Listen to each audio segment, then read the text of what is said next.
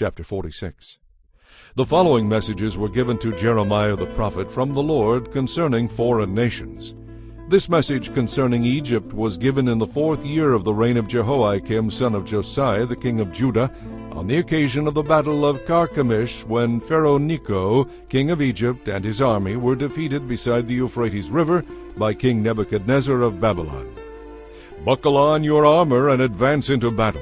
Harness the horses and prepare to mount them. Put on your helmets, sharpen your spears, and prepare your armor. But look, the Egyptian army flees in terror. The bravest of its fighting men run without a backward glance. They are terrorized at every turn, says the Lord. The swiftest cannot flee. The mightiest warriors cannot escape. By the Euphrates River to the north they stumble and fall. Who is this, rising like the Nile River at flood time, overflowing all the land? It is the Egyptian army, boasting that it will cover the earth like a flood, destroying every foe. Then come, you horses and chariots and mighty warriors of Egypt. Come, all you allies from Ethiopia, Libya, and Lydia, who are skilled with the shield and bow. For this is the day of the Lord Almighty, a day of vengeance on his enemies. The sword will devour until it is satisfied, yes, drunk with your blood. The Lord the Almighty, will receive a sacrifice today in the north country beside the Euphrates River. Go up to Gilead to get ointment, O virgin daughter of Egypt. But your many medicines will bring you no healing. The nations have heard of your shame. The earth is filled with your cries of despair. Your mightiest warriors will stumble across each other and fall together. Then the Lord gave the prophet Jeremiah this message about King Nebuchadnezzar's plans to attack Egypt.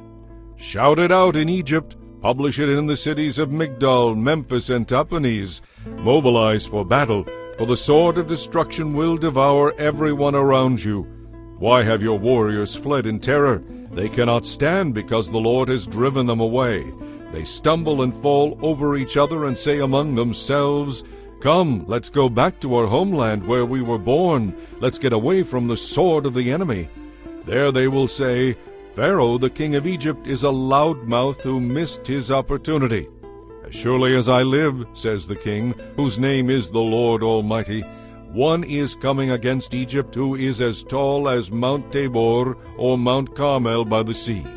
Pack up, get ready to leave for exile, you citizens of Egypt.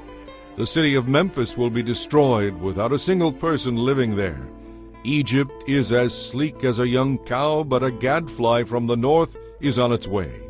Egypt's famed mercenaries have become like fattened calves. They turn and run, for it is a day of great disaster for Egypt, a time of great punishment. Silent as a serpent gliding away, Egypt flees.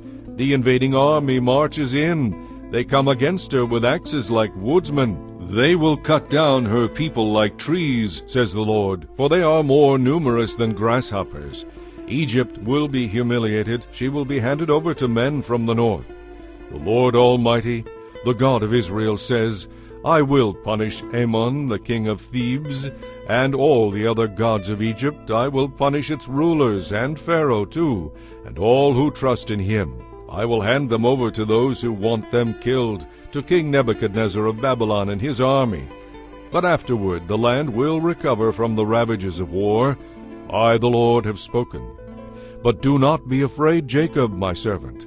Do not be dismayed, Israel, for I will bring you home again from distant lands, and your children will return from their exile. Israel will return, and will have peace and quiet, and nothing will make them afraid. Fear not, Jacob, my servant, says the Lord, for I am with you. I will destroy the nations to which I have exiled you, but I will not destroy you. But I must discipline you. I cannot let you go unpunished.